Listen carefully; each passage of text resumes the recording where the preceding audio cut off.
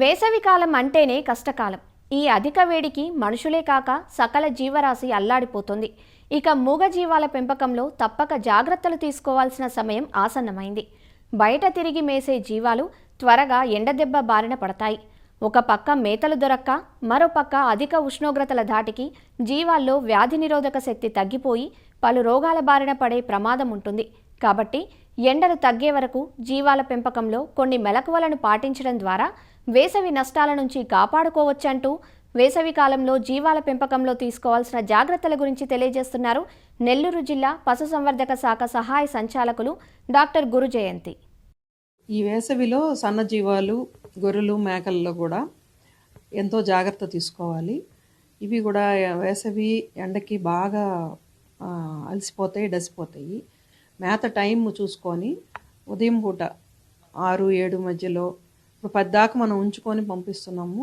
అట్లా కాకుండా ఇంకొంచెం ముందే కూడా ఇప్పేస్తే అవి మేతకు వెళ్ళి మళ్ళీ మధ్యలో పాకలో పెట్టినప్పుడైతే పాకలో ఉన్నప్పుడు వాటికి ఎటువంటి ఎండ దెబ్బ తగలకుండా ఉంటాయి. కొన్ని జీవాలు వీక్ అయినవి ఉన్నా, ఈనవి ఉన్నా, అప్పుడే పుట్టినవి ఉన్నా వాటిని పాకల్లో జాగ్రత్తగా వదిలేసి వెళ్ళాలి. వాటికి కావలసినంత నీడ కల్పించి వెళ్ళాలి. మేత కూడా కొట్టి తెచ్చి వేస్తే వేపాకు నుంచి ఏ ఆకైనా కూడా తీసుకొచ్చి వేసినప్పుడు వాటికి బాగుంటాయి. తాగడానికి నీళ్లు కూడా కావలసినంత ఇచ్చినప్పుడు అవి హెల్తీగా ఉంటాయి. ఇది కాకుండా మేకలు, గొర్రెల్ని మేపేటప్పుడు తగు జాగ్రత్తలు తీసుకోవాలి. చెట్ల దగ్గర, చెట్ల నీడలో మేసేటట్టు చూడాలి. పొట్ట జలగలు, కార్జపు జలకలు లాంటివి సోకే అవకాశం ఉంది కాబట్టి వాటిని గమనిస్తూ రైతు సోదరులు దాన్ని జాగ్రత్తగా మేపాలి. పశువుల్లో లాగానే జీవాల్లో కూడా మనము కో1, కో2, కో3, కో4 గడ్డి రకాలు, అంటే బహువార్షిక గడ్డి రకాలు పెంచుకొని వాటిని మేపినట్లయితే వాటికి మంచి పోషకం దొరుకుతాయి. ఇది కాకుండా దాణా మేపే రైతులు కూడా ఉన్నారు. దాణా తీసుకొచ్చి వాటిని తడిపి కానీ ఉడకపెట్టి కానీ మేపినట్లయితే చాలా మంచి పోషక విలువలు దొరుకుతాయి.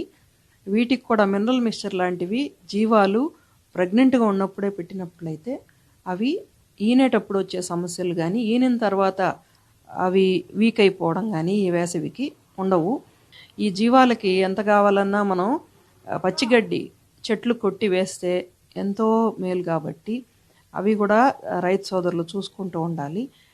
ఇది కాకుండా వీటికి నట్టల నివారణ ఏమైనా చేయాలా అనుకుంటే నట్టల నివారణ మందులు చేసుకోవాలా. ఈ పిడుదులు ఎక్కువ ఉంటాయి. ఈ సమ్మర్లో పిడుదులు, గోమార్లు కూడా ఎక్కువ ఉంటాయి.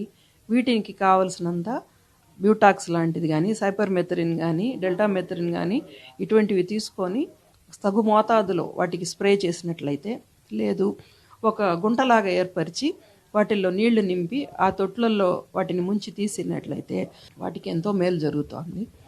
దానివల్ల కూడా ఈ ఎండాకాలంలో అవి జబ్బున బారిన పడకుండా ఉంటాయి.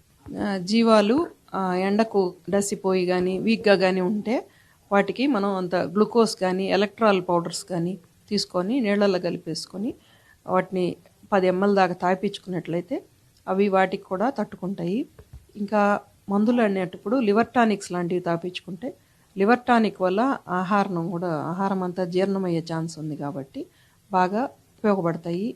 ఇవి 3 ml నుంచి 5 ml దాకా డైలీ తాపించుకున్నట్లయితే లివర్ టానిక్ కూడా బాగా పనిచేస్తుంది. ఇది కాకుండా వాటికి బలం ఇచ్చే మందులు, విటమిన్స్, కాల్షియము, ఐరన్ అన్నీ కానీ ఉండే మందులు కూడా చాలా ఉన్నాయి.